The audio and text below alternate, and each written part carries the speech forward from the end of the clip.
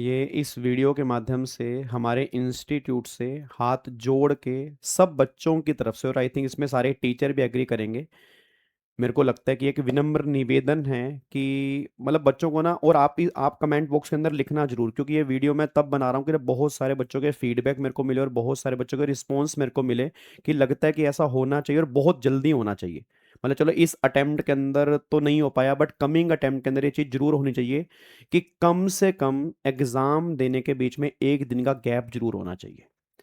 मतलब बहुत सारे बच्चों के सर, मतलब मेरे को लगता है कि यार बाहर इतनी गर्मी का टाइम है ना, और एक्चुअल में कई कई बच्चों के सेंटर बहुत दूर दूर हैं सर। मतलब कई बच्चों को आने जाने में 2-2 घंटे लग रहे हैं।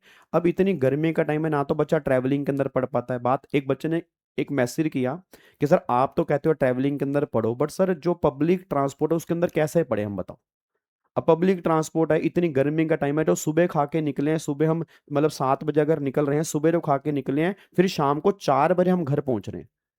और फिर जाते इतना शरीर थक जाता है, पढ़ने का टाइम नहीं होता। फिर अगर हमारे बोथ ग्रुप हैं तो अगले दिन फिर सुबह 9 बजे एग्जाम है जी। तो ना तो उसको पढ़ने का टाइम है ना खाने का टाइम है, फिर हेल्थ खराब हो जाती है, और कई बच्चों के इस चक्कर में पेपर भी खराब हो जाते हैं। तो एक विनम्र निवेदन, और मेरे को लगता है बिल्कुल जेन्युइन, मतलब बिल्कुल जेन्युइन डिमांड है, और आई थिंक इंस्टीट्यूट इस बात पे जरूर एग्री करेगा। और आई होप, देखो अभी तो नया सिलेबस भी आने वाला है, उसका ड्राफ्ट भी आने वाला है, शायद उसके अंदर चेंजेस हो जाएं। बट मैं चाहता हूँ कि अगले अटेम्प्ट से पहले हो जाएं तो बहुत अच्छी बात है, ताकि मतलब बच्चों को यार एक दिन का गैप मिल जाता है तो उनको पढ़ने का तरीका, मतलब पढ़ाई उनकी, क्योंकि सिलेबस भी तो बहुत ज़्यादा है। तो सिलेबस भी बहुत ज़्यादा, उसको रिवीजन करने का प्रॉपर टाइम भी मिल जाएगा।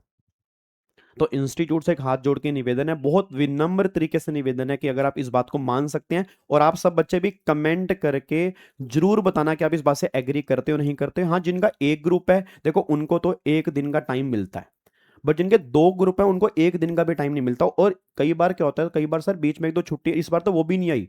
1 तारीख को एग्जाम शुरू हुए, 7 तारीख को एग्जाम खत्म हो गए। आज लास्ट पेपर था बच्चे का। और मैं कल देखो जो एसी के अंदर बैठे हैं सर, उनको नहीं पता लग रहा यार, मैं सही बता रहा हूँ। मतलब मैं भी कल, मैं अब ऑब्वियस ही बात है, मैं स्टूडियो के अंदर बैठा हूँ, एसी चल रहा है, इतना गर्मी का नहीं पता लगता। ठीक है, फिर बाहर निकले, गाड़ी के अंदर बैठे, एसी चला, नहीं पता लगा। नो डाउट हमने भी स्टूडेंट लाइफ के अंदर ऐसे एग्जाम दिए हैं। बट उसके बाद जब मैं सीए के एग्जाम थे उस टाइम भी छुट्टियां मिलती नहीं थी, बट उसके बाद सीए इंस्टीट्यूट ने भी चेंजेस किए। उन मतलब सेंटर्स, और अब सीएस के अंदर भी आई थिंक धीरे धीरे सेंटर्स भी बढ़ रहे हैं। बट ये मेरे को लगता है बहुत जेन्युइन रिक्वेस्ट है कि अगर एग्जाम के बीच में एक दिन का गैप अगर मिल जाएगा तो बच्चे को थोड़ा इजी हो जाएगा पूरा सिलेबस एक दिन के अंदर रिवाइज करना। नो डाउट उसने 9 महीने पढ़ा है, बट फिर भी एक दिन में जो मेन मेन बातें हैं वो भी बच्चा पूरी नहीं पढ़ पाता। तो वो बस एक हाथ जोड़ के निवेदन है आपसे, ठीक है जी, इंस्टीट्यूट से बहुत विनम्र निवेदन है, बहुत मतलब कहते हैं ना रिस्पेक्टफुल तरीके से निवेदन है। और आई थिंक इसमें सारे ऑल ओवर इंडिया के सारे टीचर्स भी एग्री करेंगे और सारे बच्चे भी एग्री करेंगे। बाकी जो एग्री नहीं करेंगे बातें एक अलग है, बट मेरा ये फर्ज बनता कि बहुत सारे बच्चे, जब मैं कल सेंटर के अंदर 15 मिनट के अंदर मिलने के लिए गया, सर 15 मिनट के अंदर इतना कहते हैं ना पसीनो पसीन हो गया भाई साहब। मैं उस टाइम मेरे दिमाग में विचार आया कि यार भाई बच्चा पेपर कैसे दे रहा होगा यार। मतलब अगर मान लो रूम के अंदर पंखा चल रहा है भाई साहब, एक तो इतना प्रेशर, एक गर्मी का प्रेशर, एक बंदा बाहर आ, बच्चे बाहर आ रहे हैं भाई साहब, पसीनों पसीन बाहर आ रहे हैं।